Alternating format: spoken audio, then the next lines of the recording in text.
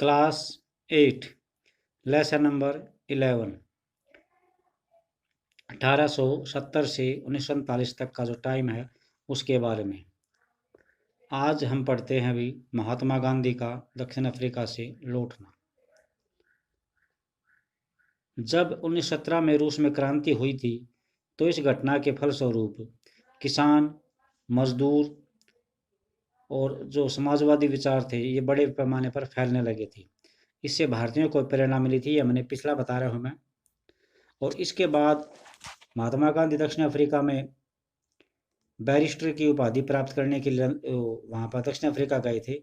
और इन्हीं हालातों में महात्मा गांधी लोगों के सामने जन नेता के रूप में सामने आए।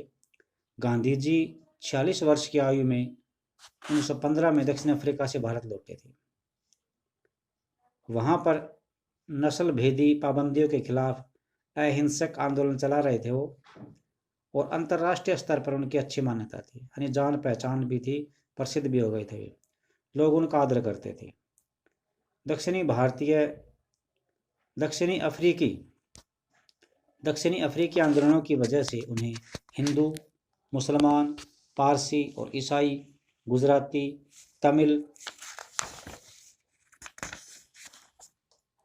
और उत्तर भारतीय उच्च वर्गीय, व्यापारी, वकील, मजदूर सब तरह के भारतीयों के मिलने जुलने का मौका मिल चुका था।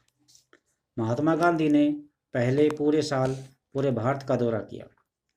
इस दौरान वे वहाँ के लोगों, उनकी ज़रूरतों और हालात को समझने में लगे रहे।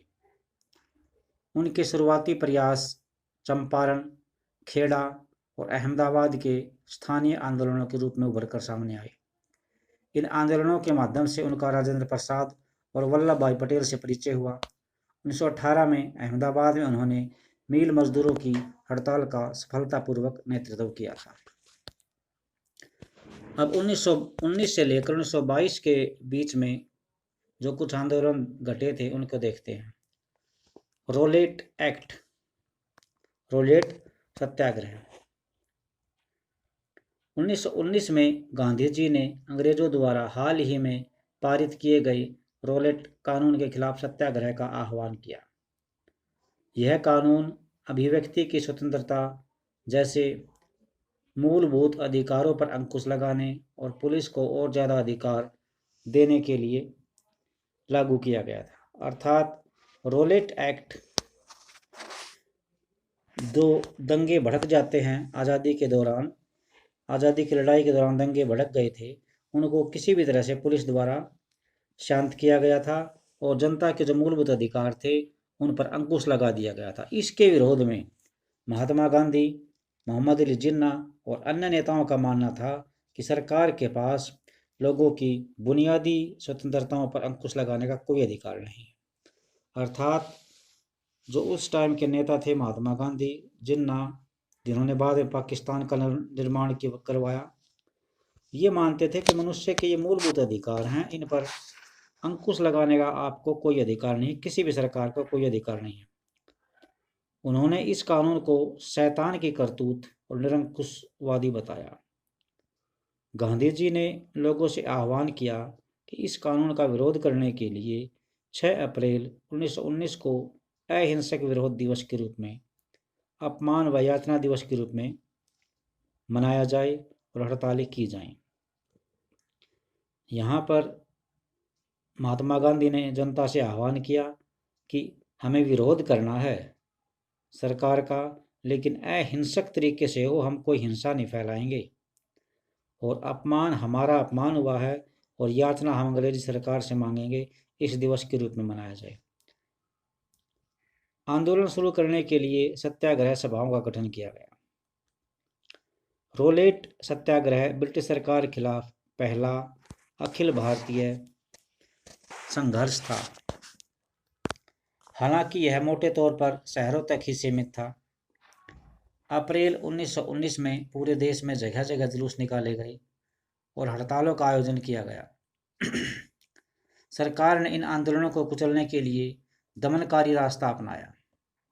अर्थात इनको कुचलने के लिए दमनकारी रास्ता अपनाया। 13 अप्रैल के दिन, बैसाखी वाले दिन, अमृतसर में जनरल डायर द्वारा जलियांवाला बाग में आक्रमण किया गया।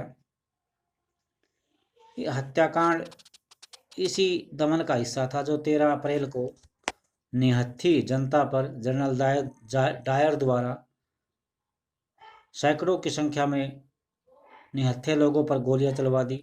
इस जनसंहार पर रविंद्रनाथ टैगोर ने अपनी पीड़ा और गुस्सा जताते हुए नाइटहुड की उपाधि वापस लौटा दी।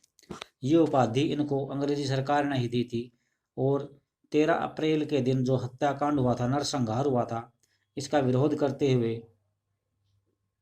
रविंद्रनाथ टैगोर ने इस उपाधि को वापस लौटा दिया था। अब ये नाइटहुड होता क्या है, ये देखो भाई।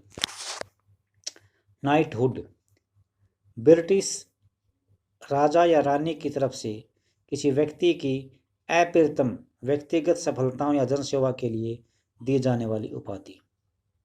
अर्थात किसी व्यक्ति की व्यक्तिगत सफलता या जनसेवा के लिए राजा या रानी जो ब्रिटेन के होते हैं वो इसको प्रदान करते हैं। फिर ये चित्र 107 दिखा रखा है। ये यहाँ पे दिखा रखा है कि वह स्थान जहाँ जनरल डायर ने लोगों की सभा पर गोलियां चलवाई थी। बाद के इस चित्र में लोग दीवार पर बने गोलियों के निशान की तरफ इशारा कर रहे हैं। ये गोलियों के निशान बने हुए हैं, आप देख सकते हैं। लोग यहाँ पर बैठकर बता रहे हैं कि यहाँ गोलियां लगी थी, क्योंकि इसमें से इस बाग में से निकलने का दरवाज़ा सिर्फ एक ही था और वो बहुत भीड़ा सा दरवाज़ा था, संकरा। उसमें से जनता इतनी अचानक से नहीं निकल सकती थी, क्योंकि बिना बताए जनरल डायर अपने सैनिकों के साथ आ पहुंचा था। तो बहुत ज़्यादा हत्याकांड हुआ था। और इसके बाद रोलेट सत्याग्रह के दौरान लोगों ने ब्रिटिश शासन के खिलाफ हिंदुओं और मुसलमानों के बीच गहरी एकता बनाए रखने के लिए प्रयास किए, क्योंकि ये नरसंहार हुआ था और अगर अंग्रेजी सरकार से विजय हासिल करनी है उसके ऊपर, तो हिंदू और मुसलमान के बीच में एकता बनाए रखनी होगी और इसके लिए प्रयास किए गए। महात्मा गांधी भी यही चाहते थे कि हमें एक रहकर इस जंग को जीतना है। उनकी राय में भारत यहाँ रहने वाले सभी लोगों अर्थात हिंदुओं, मुसलमानों और अन्य धर्म के लोगों का देश है। भारत सिर्फ हिंदुओं का देश नहीं है। ये यहाँ पर जो भी रहता है व्यक्ति, चाहे वो किसी भी धर्म से संबंधित हो, ये देश सभी धर्म के लोगों का है। उनकी गहरी आकांक्षा थी कि हिंदू और मुसलमान किसी भी न्यायपूर्ण उद्देश्य के लिए एक दूसरे का समर्थन करेंगे। अब हम आज यहीं तक पढ़ेंगे भी, इसके आगे नेक्स्ट टॉपिक नहीं होगा। हम ये देखते हैं अब पीड़ा का चिरंतन सिद्धांत।